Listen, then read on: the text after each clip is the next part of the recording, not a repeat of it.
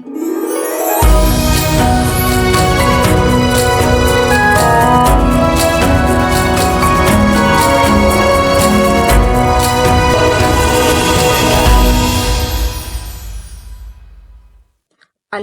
ಓಟ, ಗಾಳಿಯ ಸ್ಪರ್ಶ, ಇಂದು ಸಾಗರದ ಹೊಸಪುಟ.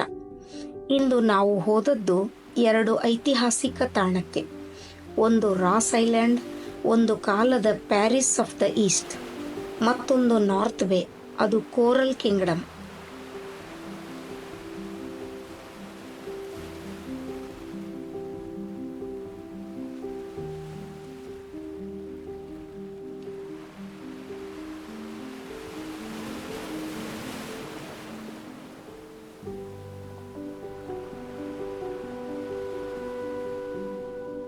ಇದೊಂದು ಕಾಲದಲ್ಲಿ ಇಂಗ್ಲಿಷರ ನಗರ.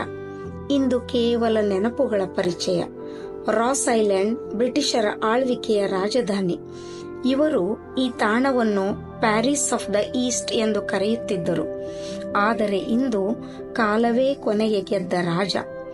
ಇಂದು ರಾಸ್ ಐಲ್ಯಾಂಡ್ನಲ್ಲಿ ಕೇವಲ ಪಳೆಯುಳಿಕೆಯ ಕಟ್ಟಡಗಳು, ಪ್ರಾಕೃತಿಕ ಶಕ್ತಿಯ ಗೆಲುವು. ಬಳ್ಳಿಗಳು ಕಟ್ಟಡಗಳನ್ನೆಲ್ಲ ತಮ್ಮ ತೆಕ್ಕೆಗೆ ಹಾಕಿಕೊಂಡು ತಮ್ಮ ಗೆಲುವನ್ನು ಸಾರುತ್ತಿವೆ. ಈ ಹಾದಿಯಲ್ಲಿ ಕಾಲಿಡುತ್ತಿದ್ದ ಬ್ರಿಟಿಷ್ ಆಫೀಸರ್ಸ್ ಇಂದು ಮಾತ್ರ ಹಸಿರು ಸುಳಿಯಲ್ಲೇ ತೋಚುವ ಕನಸು.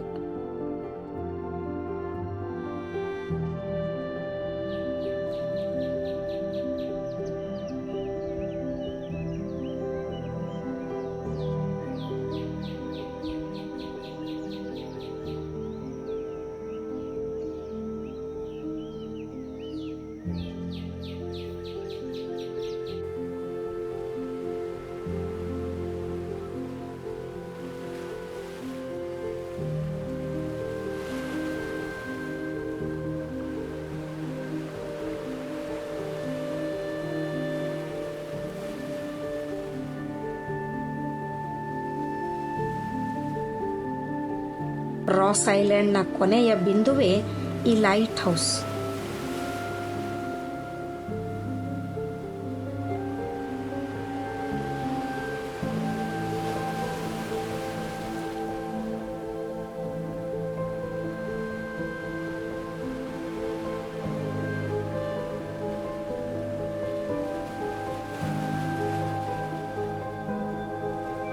ಸಮುದ್ರದ ನೋಟದ ಈ ಮಡಿಲಲ್ಲಿ ನಾವು ಎಷ್ಟು ಹೊತ್ತು ನಿಂತರೂ ಸಾಕಾಗಲ್ಲ.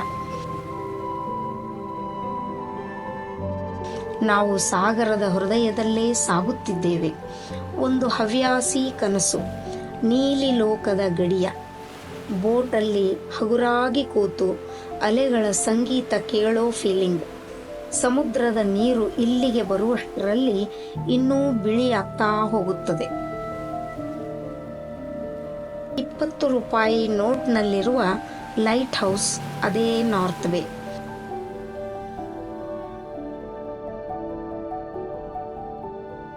ಈ ತೀರದಡಿ ಹಬ್ಬಿ ನಿಂತಿರುವ ಕೋರಲ್ ವಂಡರ್ಲ್ಯಾಂಡ್. ನಾವು ಹಸಿರು ತಾಣವನ್ನು ನೋಡಿದರೂ ಈ ಸುಂದರ ತಾಣವನ್ನು ನೋಡೋದು ಮಾತ್ರ ಅದೃಷ್ಟ. ನೀರಿನ ಅಂಗಳ ಬೇರೆ ಲೋಕ. ಒಂದು ಕ್ಷಣವೇ ಪಯಣ ಸುಂದರ. ನಾರ್ತ್ ಬೇನ ಅಡಿ ಒಂದು ಜಲ ಪರಿವೀಕ್ಷಣಾ ಲೋಕ. ಹಸಿರು, ಕೆಂಪು, ನೀಲಿ, ಬಿಳಿ ಕೋರಲ್ಸ್ನ ಮಧ್ಯೆ ಮಧ್ಯೆ ಬಾಯಿ ಮುಚ್ಚಿಕೊಂಡ ಸಿಂಪೆಗಳು, ಮಧ್ಯೆ ಆಟವಾಡುತ್ತಿರುವ ಬಣ್ಣ ಬಣ್ಣದ ಮೀನುಗಳು.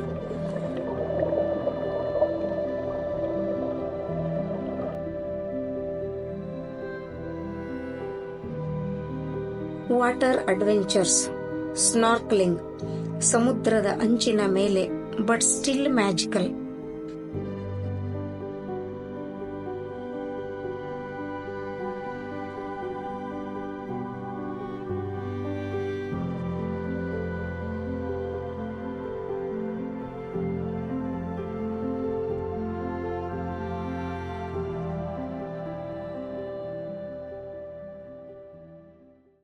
Scuba diving. ಒಮ್ಮೆ ನೀರಿನಡಿ ಹೋದ್ರೆ ಲಿಟರಲಿ ಟೈಮ್ ಸ್ಟಾಪ್ಸ್.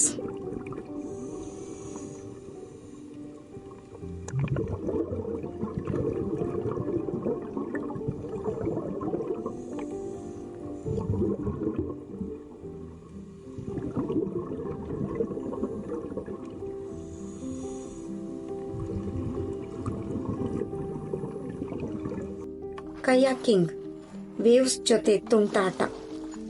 ಸುತ್ತಲೂ ನೀರು, ಆಗೋನು ಸಮುದ್ರದ ಮಂತ್ರ.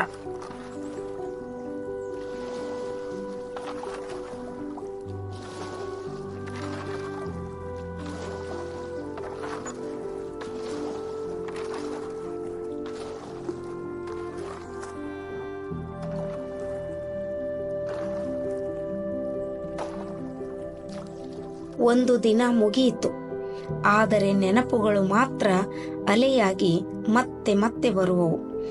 ರಾಸ್ ಐಲ್ಯಾಂಡ್ನ ಪಳೆಯುಳಿಯ ಪಾಠ, ನಾರ್ತ್ ಬೇನ ಜಲಲೋಕದ ವೈಭವ, ಇವು ಕಣ್ಣಿಗೆ ಕಾಣುವುದು ಮಾತ್ರವಲ್ಲ, ಒಂದು ಅದ್ಭುತ ಅನುಭವ, ಲೈಫ್ ಟೈಮ್ ಮೆಮೊರಿ. ಇನ್ನು ಭರವಸೆಯ ದ್ವೀಪಗಳು ಕಾದಿವೆ. ಸೊ ಈ ವಿಡಿಯೋ ನಿಮಗೆ ಇಷ್ಟವಾದಲ್ಲಿ ಲೈಕ್ ಮಾಡಿ, ಸಬ್ಸ್ಕ್ರೈಬ್ ಮಾಡಿ. ನಾವು ಮತ್ತೆ ಅಲೆಯೊಳಗಿನ ಕನಸುಗಳಲ್ಲಿ ಭೇಟಿಯಾಗೋಣ.